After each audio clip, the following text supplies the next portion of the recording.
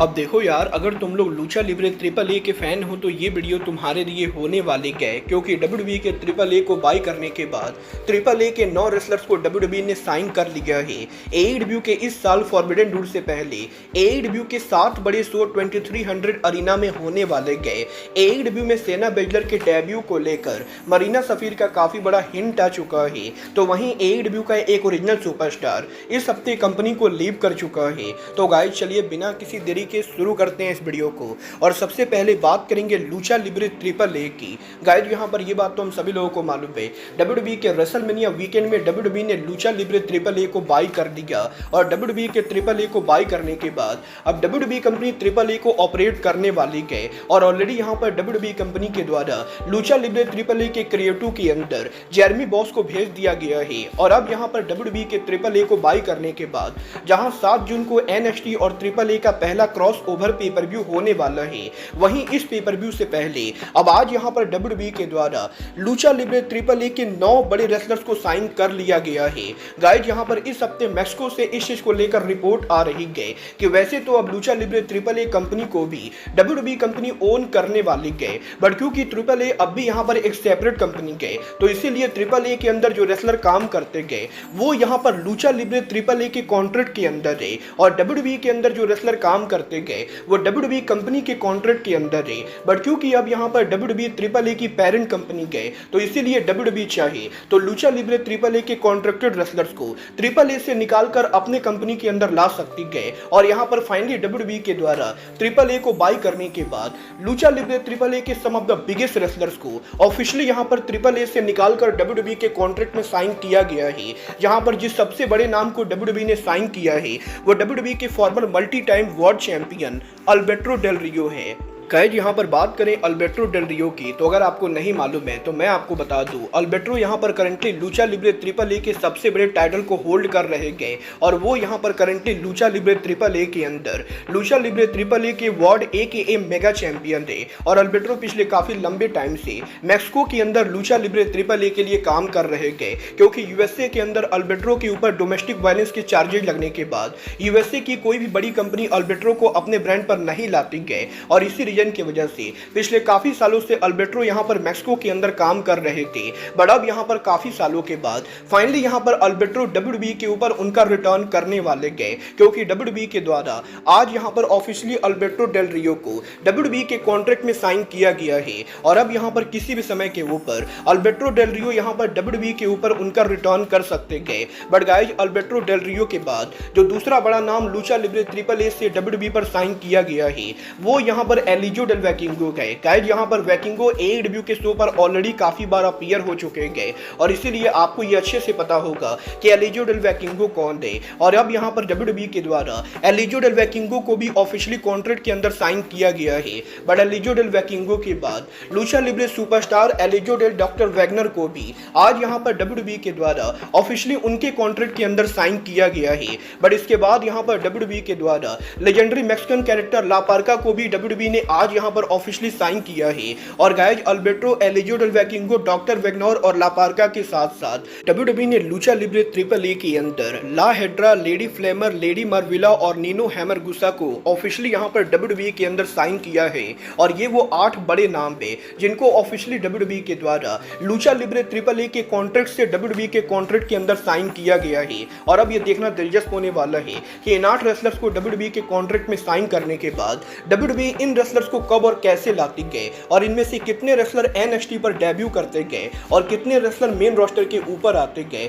और देखना सच में दिलचस्प होने वाला है कि डब्ल्यूडब्ल्यूई कंपनी यहां पर जिस तरीके से ट्रिपल ए के रेसलर्स को साइन कर रही है, लूचा लिब्रे ट्रिपल ए के फ्यूचर का इसके बाद क्या होता है, और क्या यहां पर फ्यूचर में Lucha Libre triple A company Mexico के अंदर सर्वाइव कर पाती है या नहीं। बट गाइस चलिए फिलहाल आगे बढ़ते और बात करते हैं डब्ल्यूडब्ल्यूई की फॉर्मर सुपरस्टार सेना बेजलर की। वेल गाइस ये बात तो हम सभी लोगों को मालूम है, डब्ल्यूडब्ल्यूई ने 2 दिन पहले सेना बेजलर को ऑफिशियली कंपनी से फायर कर दिया और सेना बेजलर के डब्ल्यूडब्ल्यूई से फायर होने के बाद भी सोशल मीडिया के ऊपर काफी सारे लोगों ने सेना बेजलर के एईडब्ल्यू में आने को लेकर बात की और ऑलरेडी यहां पर एईडब्ल्यू की टीवीएस चैंपियन मर्सिडीज मोन के द्वारा सोशल मीडिया पर सेना बेजलर के साथ उनके पुराने पिक्चर को शेयर किया गया है। बट अब यहां पर मर्सिडीज मोन के बाद एईडब्ल्यू के वर्ल्ड चैंपियन जॉन मॉक्सली की फैक्शन की मेंबर मरीना सफीर ने ऑफिशियली उनके इंस्टाग्राम हैंडल के ऊपर सेना बेजलर के साथ उनके एक पुराने पिक्चर को शेयर किया है और अब यहां पर मरीना सफीर इस चीज को टीज कर रहे हैं कि पॉसिबली सेना बेजलर एईडब्ल्यू में आकर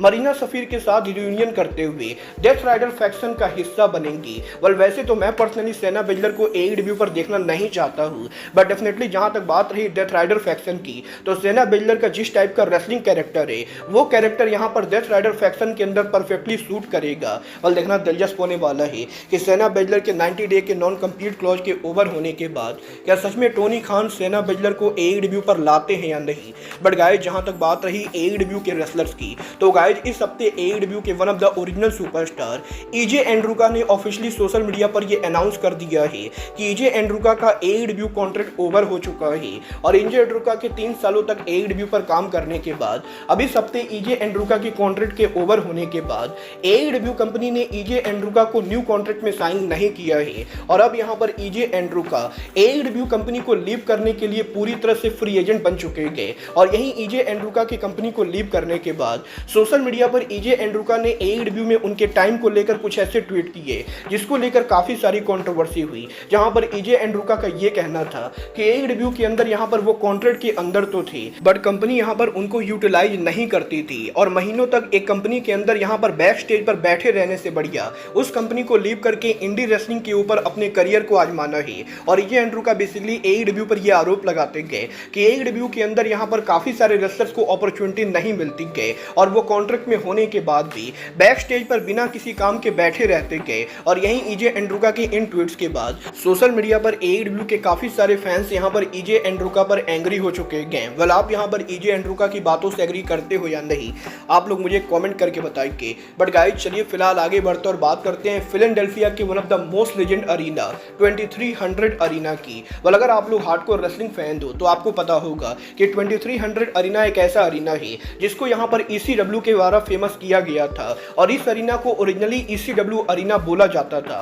बट ईसीडब्ल्यू के शटडाउन होने के बाद मेनली इस अरीना को आरएस टीएनए सहित काफी सारी इंडी रेसलिंग कंपनी यूज करती गए और क्योंकि इस अरीना की कैपेसिटी 1000 से 1200 के बराबर है तो इसीलिए कोई भी मेजर रेसलिंग कंपनी इस अरीना के अंदर अपने शो को नहीं करती गए। बट अब यहां पर फाइनली पहली बार यूएसए की दूसरी सबसे बड़ी कंपनी एईडब्ल्यू रेसलिंग 2300 अरीना में डेब्यू करने जा रही है। गाइस यहां पर एईडब्ल्यू ने इस चीज को अनाउंस कर दिया है कि एईडब्ल्यू के इस साल के ऑल इन के बाद एईडब्ल्यू कंपनी अगस्त महीने के अंदर ऑफिशियली ईसीडब्ल्यू अरीना में उनका शो करेगी। और मजेदार बात यह है कि एईडब्ल्यू कंपनी ईसीडब्ल्यू अरीना में एक शो ना करके बल्कि बैक टू बैक 7 बड़े शो करने वाली गए। और जिस तरीके से लास्ट ईयर एईडब्ल्यू कंपनी ने ऑर्लिंगटन के ई स्पोर्ट स्टेडियम के अंदर महीने भर तक उनके सारे शोज को किए थे उसी तरीके से एईडब्ल्यू कंपनी इस साल यहां पर अगस्त महीने के अंदर बैक टू बैक उनके डायनामाइट कोलिजन शोज को 2300 अरीना के अंदर करने वाले गए। और बात करें अगर यहां पर इन शोज की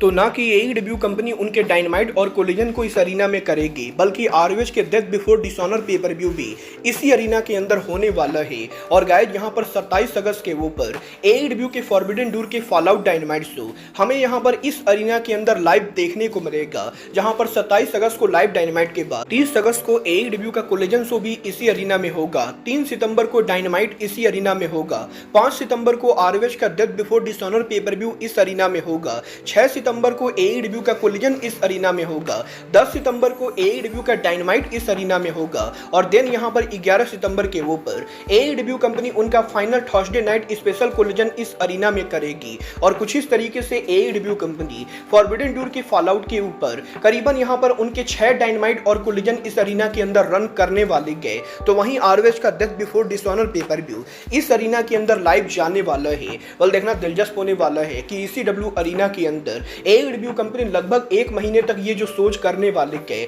इन सोच के ऊपर सेट डिजाइन और अटेंडेंस कैसी होती गए। और एईडब्ल्यू कंपनी जब यहां पर इतने छोटे अरीना के अंदर उनके शो को करती गए तो सोशल मीडिया पर एईडब्ल्यू कंपनी का कितना मजाक बनता है। और एक चीज तो क्लियर है कि AEW कंपनी इस अरीना में जब उनके सोच को रन करेगी तो सोशल मीडिया पर AEW के हेटर्स AEW को बुरी तरह से ट्रोल करने वाले गए, क्योंकि लिटरली यहाँ पर ये अमेरिका का one of the smallest arena है, बट डेफिनेटली यहाँ पर AEW कंपनी फाइनेंशियल लेवल के ऊपर काफी प्रॉफिटेबल होने वाली गए, क्योंकि आज के टाइम पर वार्नर मीडिया AEW के पर डायनामाइट और कोलिजन शो के लिए वीकली बेसिस पर $1 मिलियन पे करती गए, और AEW कंपनी नॉर्मल अरीनाज में उनके जो सोच करते गए उनको करने के लिए AEW को 7 लाख से 8 लाख खर्च करने पड़ते गए, बट जब AEW कंपनी ECW अरीना में शो करेगी तो शो करने का बजट और प्रोडक्शन मुश्किल से 1 लाख आने वाला है, और AEW कंपनी इस तरीके से करीबन यहाँ पर 5 से 6 मिलियन सेव करने वाले गए। और देखना दिलचस्प होने वाला है कि AEW के ECW अरीना में ये सोच कैसे होते गए। बट गाइज अब आज के इस वीडियो में बस इतना ही, मैं मिलता हूँ आपसे अपने अगले वीडियो में। बट गाइज तब तक के लिए good bye, good night and bang.